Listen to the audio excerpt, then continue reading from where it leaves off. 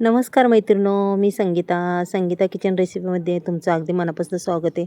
हे बघा, इथं आपण मस्त अशा झाडाच्या गावरान शेवग्याच्या शेंगा आणलेल्या आहेत आणि ह्या शेंगा बी आमच्या घरच्याच आहे. अगदीच मासाळू, खूप मासाळू आहे आणि शिजायला बी खूप पटकन शिजतात आणि चवीला बी खूप अप्रतिम.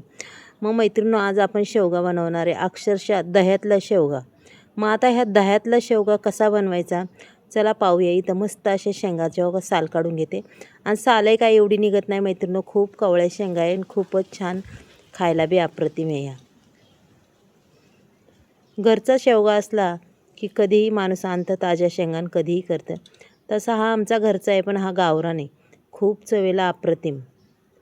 तुमच्या इलायती शेवग्याला अजिबात चव येणार नाही, पण या इतका भारी लागतो ना चवेला, खूपच छान. अगदी गावरान शेवगा म्हणतात ना, गावाकडचा गावरान शेवगा हा, आणि खरंच खूप खायला बी छान आहे.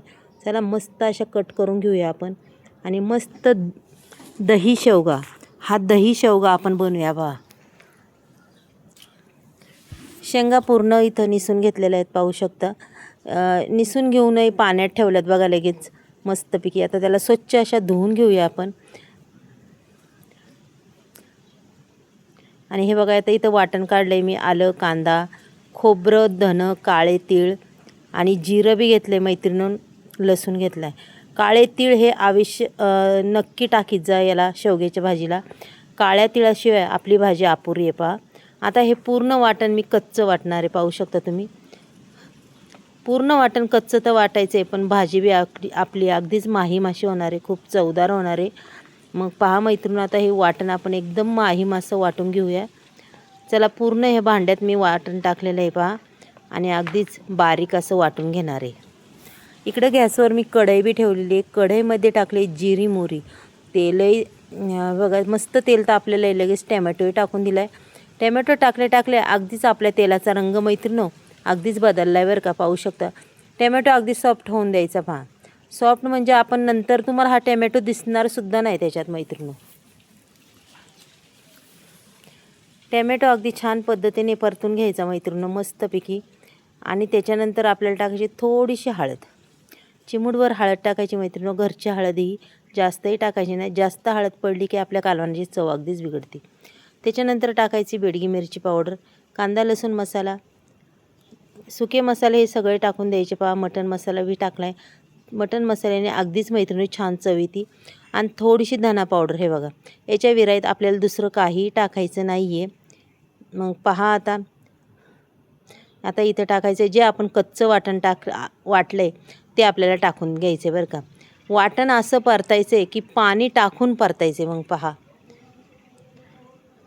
की पूर्ण त्या वाटणाला पुन्हा तेल सुटलं पाहिजे, असं करायचं. पहा, हे बघा, आता इथं मिक्सरचं भांडं मी पूर्ण हिसळून टाकणार आहे बरं का. हे बघा, झालं का नाही पातळ.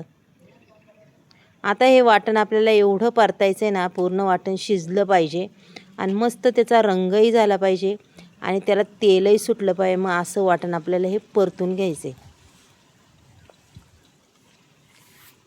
मैत्रिणी, व्हिडिओ खूप खास आहे आणि खूप छान आहे, नक्कीच तुम्ही पहा. इथं चवीपुरतं हे बघा, आता मी 2 चमचे इथं दही टाकणार आहे. पहा, आता हे दही आणि हे वाटण पूर्ण असं मिक्स झालं पाहिजे आणि मस्त असं तेल सुटलं पाहिजे आपल्या वाटणाला. पहा की पूर्ण वाटणात हे दही मुरलं पाहिजे या मसाल्यामध्ये. खरंच मैत्रिणी, खूप छान भाजी होती आणि खरंच चवही अप्रतिम लागते. तर चवीपुरतं मीठही टाकूया आपण. आता आपण हाही वाटण आपले शिजायसाठी हा मसाला झाकण ठेवूया. 2 मिनटं झाकण ठेवून 2 मिनटांनी आपण पुन्हा पाहिजे. पहा, अगदी छान पद्धतीने वाटण आपलं परतत आलं आहे, तेलही त्याला सुटायला लागले, पाहू शकता मैत्रिणी. टॅमॅटोचं बी अगदी आपला गाळ झालेला आहे. पहा, मस्त ते दही आणि ते टॅमॅटो दोन्ही असं मिक्स झाले ना, खूपच भारी वाटते. पुन्हा एकदा ठेवूया झाकण. हे बघा, काय सुंदर तर रंग आला आहे. पहा, आणि मस्त अगदी तेल सुटलं आहे. चला, आता पूर्ण मसाला मी पुन्हा एकदा हलवून घेते. असा अगदीच आता फास्ट गॅस करून मी हलवून घेणार आहे बरं का. पूर्ण कोरडं होऊन द्यायचं पाहते. आणि अगदीच मसाला आपला छान शिजला आहे, मस्त परतला आहे. पहा असा, आणि सुगंध बी अगदी अप्रतिम असा सुटलेला आहे मैत्रिणी, पाहू शकता. त्याच्यानंतर मी टाकणार आहे त्याच्यात थोडीशी कोथिंबीर, हिरवीगार कोथिंबीर वाटणातही टाकलेली, फोडणीला बी टाकूया आपण. मस्तपैकी तीसुद्धा हलवून घेऊया बघा. आता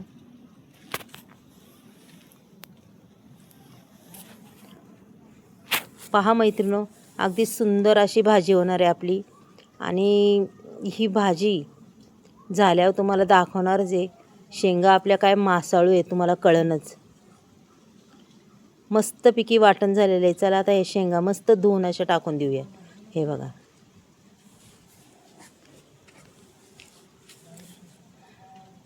पूर्ण शेंगा टाकल्यानंतर त्याच्यात आपल्याला टाकायची मुगाची डाळ.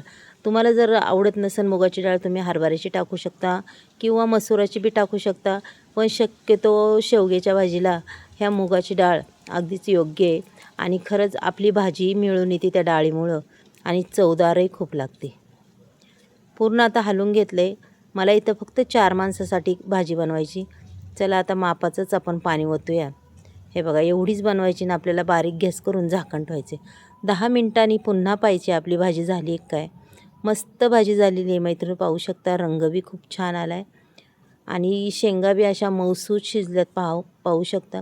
अगदी जशी लागते तशी ग्रेव्हीदार ही भाजी झालेली आहे. कसं आहे, त्या शेंगामध्ये पाहू शकता तुम्ही आपलं दही, टॅमॅटोचा रस हे संपूर्ण त्याच्यात घुसलेलं आहे. पहा, अगदीच अप्रतिम अशी भाजी झालेली आहे मैत्रिणी. अशा पद्धतीने तुम्ही नक्की एकदा करून पहा आणि खाऊन पहा आणि मगच मला सांगा मैत्रिणी की आजची तुम्हाला ही दही शेवग्याची भाजी कशी वाटली तेही सांगा. आणि तुम्हाला जर आजचा व्हिडिओ आवडला तर एक लाईक, एक सबस्क्राईब करा. कुणी नवीन असेल त्यांनीही करा मैत्रिणी. मग आपण पुन्हा उद्या भेटूया नक्कीच. बाय.